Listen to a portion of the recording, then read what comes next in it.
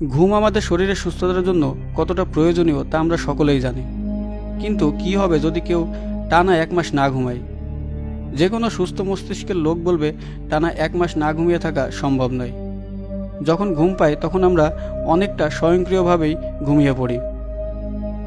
যতভাবেই চেষ্টা করা হোক এই প্রক্রিয়াকে বন্ধ করা সেটা সম্ভব না। এমনকি যারা তীব্র নিদ্রাহীনতায় ভোগেন তারাও এক পর্যায়ে ঘুমিয়ে পড়েন। তাই এতটা লম্বা সময় ধরে না ঘুমানোর ফলাফল কী হতে পারে সেটি মানুষের জানার আগ্রহের বিষয়। ঘুম মানুষের জীবনের গুরুত্বপূর্ণ একটি অংশ। মানুষ জীবনের 3 ভাগের 1 ভাগ বা তার বেশি সময় ঘুমিয়েই কাটিয়ে দেন। মানব মস্তিষ্ক কার্যক্রম রাখতে ঘুমের কোনো বিকল্প নেই। মানবদেহের সুস্থতার জন্য নিয়মিত এবং পর্যাপ্ত ঘুম অত্যন্ত জরুরি। কিন্তু কি ঘটতে পারে যদি কোনো মানুষ টানা 1 মাস জেগে থাকে? সেটা জানার জন্য একসময় এক উদ্ভট ও অমানবিক পরীক্ষা চালিয়েছিলেন রাশিয়ার একদল বিজ্ঞানী। সেই পরীক্ষার পরিণাম যা হয়েছিল তা রীতিমতো আঁতকে ওঠার মতো। প্রথম ও দ্বিতীয় বিশ্বযুদ্ধের সময় পরাশক্তিগুলো মত্ত হয়েছিল নতুন নতুন সব গবেষণায়। এই সব গবেষণাগুলির মধ্যে কিছু কিছু গবেষণা ফল দিলেও বেশিরভাগই ভয়ানক পর্যায়ে পৌঁছায়। এমনই একটি ব্যর্থ গবেষণা ছিল the sleep experiment. Russian military ও গোয়েন্দা সংস্থা কেজিবি ঘুমহীন সৈন্য তৈরি করার চিন্তা করেছিল। রাশিয়ান গবেষকেরা একটি নতুন পরীক্ষামূলক গ্যাস আবিষ্কার করেন, আর এই গ্যাসের মাধ্যমে ঘুম নিধন সম্ভব।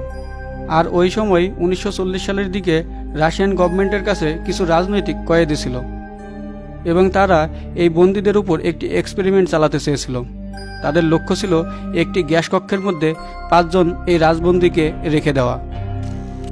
গবেষকেরা আসলে জানতে চেয়েছিল এই গ্যাসটি একজন মানুষকে 30 দিন ঘুম থেকে জাগিয়ে রাখতে পারবে কিনা। তবে তাদের এই এক্সপেরিমেন্ট সফল না হয়ে কী ভয়ঙ্কর রূপ নিয়েছিল তা সম্পর্কেই জানবো আজ। রাশিয়ায় রাজনৈতিক এই বন্দীদের বলা হয়েছিল যদি তারা এই এক্সপেরিমেন্ট করে তাহলে তাদেরকে ছেড়ে দেওয়া হবে, তাদেরকে নিজেদের দেশে পাঠিয়ে দেওয়া হবে। এই প্রস্তাব শুনে 5 জন বন্দী এই নরক থেকে মুক্তি পাওয়ার জন্য তারা রাজি হয়ে গিয়েছিল। তাদেরকে বলা হয়েছিল একটি কক্ষের মধ্যে ওই অজানা গ্যাসটি রেখে তাদেরকে বন্দি করে রাখা হবে। তবে বন্দিদশা থেকে মুক্তি পাওয়ার জন্য তারা মরিয়া ছিল, কারণ এইভাবে ধুকে ধুকে মরার চেয়ে এই এক্সপেরিমেন্ট করাকেই তারা সহজ মনে করেছিল। গবেষকেরা পরীক্ষাটি করার জন্য একটি গবেষণাগার ঠিক করেন এবং ওই কক্ষে বন্দীদের জন্য 30 দিনের শুকনো খাবার ও পানীয়ের ব্যবস্থা করেন। ওই কক্ষের একটি দরজা ও একটি দেওয়ালে গবেষকদের পর্যবেক্ষণের জন্য কাজ দেওয়া হয়। তাছাড়া কক্ষের ভিতরে 6টি মাইক্রোফোন ও একটি ক্যামেরা সেট করা হয়। এরপর ওই কয়েদিদের ওই কক্ষে বন্দি করে গ্যাস প্রয়োগ করা হয়। কিন্তু কি ছিল পরিণাম? গ্যাস প্রয়োগের পরে প্রথম 4 দিন বন্দীরা সাধারণ ব্যবহার করছিলেন। তারা নির্ঘুম 4 দিন কাটানোর পর ভিন্ন আচরণ শুরু করেন। এই পরিণামের কারণ এবং তাদের অতীতের দুর্ঘটনা নিয়ে কথা বলতে শুরু করেন তারা। 5ম দিন থেকে তারা নিজেদের মধ্যে কথা বলা বন্ধ করে দেন। এরপর তারা মাইক্রোফোনে অর্থহীন ফিসফিস শুরু করে। এই বন্দিদশা থেকে মুক্তির জন্য গবেষকদের তাদের নেতাদের ধরিয়ে দেওয়ার প্রলোভন দিতে শুরু করেন। রাশিয়ান গবেষকেরা মনে করেছিলেন এটি ছিল গ্যাসের প্রভাব। ধীরে ধীরে বন্দীরা সকল কথাবার্তা বন্ধ করে দেন এবং শুধু মাইক্রোফোনে ফিসফিস করতে থাকেন তারা। 9ম দিন হঠাৎ এক বন্দী চিৎকার করতে শুরু করেন। সে তার ভোকাল কার্ড ছিঁড়ে যাওয়ার আগ পর্যন্ত চিৎকার করতে থাকে। অস্বাভাবিকভাবে বাকি 4 বন্দী এতে কোনো রকম প্রতিক্রিয়া দেখায় না। তারা নীরবভাবে মুখ থেকে বইয়ের পাতা ছিঁড়ে সেগুলো দেওয়ালের কাছে ও ক্যামেরায় লাগিয়ে দেন। ফলে গবেষকেরা আর বন্দীদের দেখতে পান না। এরপর তারা পুরোপুরি নিঃশব্দ হয়ে যান। এই পরিস্থিতি 3 দিন কাটার পর গবেষকেরা মাইক্রোফোন ঠিক আছে কিনা তা পরীক্ষা করেন। রুমের অক্সিজেন সাপ্লাই ও চেক করেন তারা, এবং পরবর্তীতে গবেষকেরা নিশ্চিত হন যে বন্দীরা সবাই জীবিত। কোনো উপায় না পেয়ে গবেষকেরা ইন্টারকমে বন্দীদের সঙ্গে কথা বলার চেষ্টা করেন।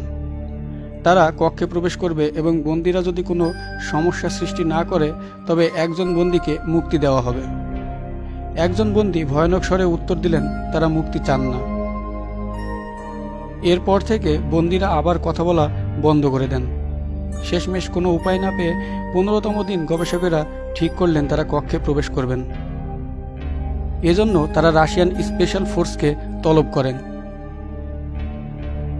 রাশিয়ান স্পেশাল ফোর্স কক্ষে প্রবেশের পূর্বে তারা ওই পরীক্ষামূলক গ্যাসের সাপ্লাই বন্ধ করে দেন এবং কক্ষে সাধারণ বায়ু প্রবেশ করান।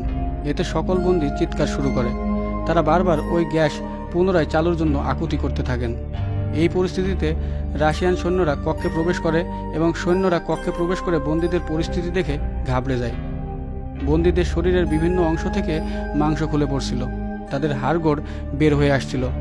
5 বন্দীর মধ্যে 4 জন জীবিত ছিলেন। জীবিত বন্দীরা গ্যাসের জন্য আকিতু করতে থাকেন এবং কক্ষ থেকে বের হতে অস্বীকৃতি জানান। তাদেরকে কক্ষ থেকে বের করার প্রতিক্রিয়ায় 2 সৈন্য প্রাণ হারান এবং 1 জন আহত হন। বন্দীদের কক্ষ থেকে বের করার পর গবেষকেরা কক্ষে প্রবেশ করে রীতিমতো থমকে যান। তারা দেখেন মজুদ খাবারের কিছুই বন্দীরা ধরেননি এবং ছোঁয়েনি এবং তারা নিজেদের শরীর থেকেই মাংস খাচ্ছিলেন। এছাড়াও মৃত বন্দীর শরীরের বিভিন্ন অংশও জীবিতরা খেয়ে ফেলেছিল। গবেষকেরা জীবিত বন্দীদের পরীক্ষার জন্য অ্যানেস্থেসিয়া প্রয়োগের জন্য অবশ করার চেষ্টা করলে বন্দীরা অস্বীকৃতি জানায়। জোর করে একজনকে অ্যানেস্থেসিয়া প্রয়োগ করলে তার হার্ট বন্ধ হয়ে যায় এবং তিনি মৃত্যুবরণ করেন। জীবিত 3 বন্দীর পরীক্ষা করার জন্য অ্যানেস্থেসিয়া ব্যবহার না করেই পরীক্ষা করা হয়। গবেষকেরা পরীক্ষা করে জানতে পারেন এই গ্যাসটিতে অতিমাত্রায় আসক্ত হওয়ার সম্ভাবনা আছে। তাছাড়াও এই গ্যাসের প্রভাবে বন্দীদের সকল ব্যথাবোধ ও অন্যান্য আবেগ বিলুপ্ত হয়েছিল। গ্যাসটি তাদের শারীরিক শক্তিও বহুগুণ বাড়িয়ে দিয়েছিল। এই দৃশ্য দেখে সশস্ত্র রক্ষীরা বন্দীদের জেল থেকে বার করে নিয়ে যাওয়ার চেষ্টা করলে বন্দীরা হিংস্রভাবে তাদের বাধা দেয়। রক্ষীদের সঙ্গে তাদের ধস্তাধস্তি এমন পর্যায়ে পৌঁছায় যে রক্ষীরা শেষ পর্যন্ত গুলি চালাতে বাধ্য হন। 3 জন বন্দী গুলি লেগে মারা যায়। জীবিত 4র্থ বন্দীটি রক্ষীদের দিকে তাকিয়ে এক অদ্ভুত হাসি এসে বলে, তোমরা কি ভুলে গিয়েছ যে আমরাই তোমরা? এই কথা শুনে গুলি চালিয়ে দেন রক্ষীরা। মারা যাওয়ার আগে সেই বন্দী বলে, মুক্তির এত কাছে পৌঁছেও নিজের কথা আর শেষ করতে পারেনি সে। ঘুমের অভাব যে মানুষের শরীর ও মনের উপর কী মারাত্মক প্রভাব ফেলতে পারে তার এক চরম নিদর্শন হয়ে রয়েছে রাশিয়ান বিজ্ঞানীদের এই পরীক্ষা। সম্প্রতি রাশিয়ার পুরনো নথিপত্র ঘাঁটতে গিয়ে সেই দেশের বিজ্ঞানীরা জানতে পেরেছেন এই গুপ্ত পরীক্ষার কথা। তা প্রকাশ পেয়েছে সংবাদ মাধ্যমেও। যারা জেনেছেন এই পরীক্ষার খবর তারা শিউরে উঠেছেন ঘুমবঞ্চিত সেই 5টি মানুষের এই ভয়ঙ্কর পরিণতির কথা জানতে পেরে। ধারণা করা হয় 1945 সালের পরে ওই মিলিটারি গবেষণাগার পুরোপুরি সিল করে দেওয়া হয়। এই সকল পরীক্ষা সম্পর্কেও সাধারণ মানুষের ধারণা ছিল না যতদিন না পর্যন্ত 2009 সালে রাশিয়ান কিছু নথি হ্যাক করে প্রকাশ করা হয়। ইন্টারনেট জগতে দ্য রাশিয়ান স্লিপ এক্সপেরিমেন্ট এর অভিষেক ঘটে 2010 সালের উইকিপিডিয়ার একটি পেজের মাধ্যমে। এই পেজটির মূল লেখকের নাম না জানা গেলেও যে বা যারা এটি সৃষ্টি করেছে তাদের ইউজার নেম ছিল orange soda. The sleep experiment আগমনের পর থেকেই এটি নিয়ে ব্যাপক চর্চা শুরু হয় এবং মুহূর্তেই ভাইরাল হয়ে যায়। বেশিরভাগ নেটিজেন একে কেবল হরর গল্প হিসেবে দেখলেও অনেকেই এই এক্সপেরিমেন্ট বাস্তবে ঘটেছিল বলে বিশ্বাস করেন। দ্য স্লিপ এক্সপেরিমেন্টের উপর ভিত্তি করে রচিত হয়েছে বেশ কিছু উপন্যাস ও ছোট গল্প। তার সাথে নির্মিত হয়েছে কিছু শর্ট ফিল্ম এবং পূর্ণদৈর্ঘ্য সিনেমাও। তাই দিন শেষে কেবল একটি হরর গল্প হলেও দ্য রাশিয়ান স্লিপ এক্সপেরিমেন্ট নিয়ে অতীতে যেমন নেটিজেনেরা উৎসাহী ছিলেন তেমনি ভবিষ্যতেও এটি তাদের মনোযোগের কেন্দ্রবিন্দুতে স্থান করে নিতে পারে যে কোনো সময়।